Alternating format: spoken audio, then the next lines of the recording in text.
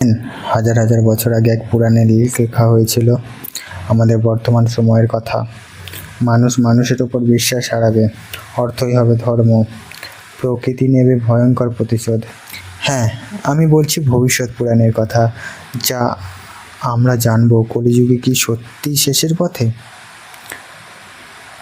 হিন্দু শাস্ত্র অনুযায়ী যুগ চারটি: সত্যযুগ, ত্রেতাযুগ, দ্বাপর যুগ এবং কলিযুগ। কলিযুগ হলো সেই সময় যেখানে ধর্ম থাকবে মাত্র এক অংশ, অন্য তিন অংশ অধর্মে ভরে যাবে পৃথিবী। শাস্ত্রে বলা হয়েছে মানুষের আয়ু কমে যাবে, সত্য বলা হবে দুর্বলতার চিহ্ন, ভালোবাসা হবে স্বার্থের উপর নির্ভরশীল। আজকের পৃথিবীর দিকে তাকালে আপনি কি এই লক্ষণগুলি দেখতে পাচ্ছেন? রাজারা হবে লোভী, ধনী ব্যক্তি সম্মান করা হবে, বিবাহ হবে শুধু বাহ্যিক আকর্ষণের উপর, ধর্ম হবে ব্যবসা। আজ সোশ্যাল মিডিয়া, প্রতারণা, যুদ্ধ, দুর্নীতি এসব কি সেই ভবিষ্যৎ দানের প্রতিফলন নয়? কিন্তু এখানেই শেষ না।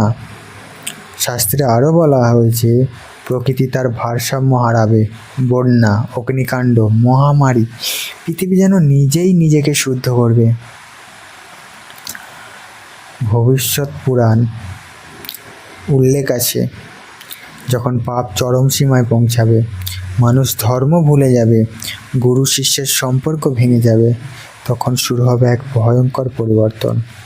মানুষ মানুষকে ঠকাবে, বন্ধুত্ব হবে স্বার্থের উপর, পরিবার ভেঙে যাবে ক্ষুদ্র কারণে, আর তখনই অধর্মের অন্ধকারে এক আলো জ্বলবে। শাস্ত্রে বলা হয়েছে যখন অধর্ম চরমে পৌঁছাবে তখন ভগবান বিষ্ণুর শেষ অবতার আবির্ভূত হবেন, তার নাম কল্কি। তিনি জন্ম নেবেন এক ব্রাহ্মণ পরিবারে, সাদা ঘোড়ায় চড়ে, হাতে জ্বলন্ত তলোয়ার নিয়ে অধর্মকে ধ্বংস করবেন। এই পৃথিবী আমরা প্রবেশ করবেও সত্য যুগে। কিন্তু প্রশ্ন হলো এটাই, আমরা কি সেই সময়ের জন্য প্রস্তুত? যদি কলিযুগ সত্যিই শেষের পথে হয়, তাহলে আমাদের করণীয় কী হবে? কি করতে হবে আমাদের?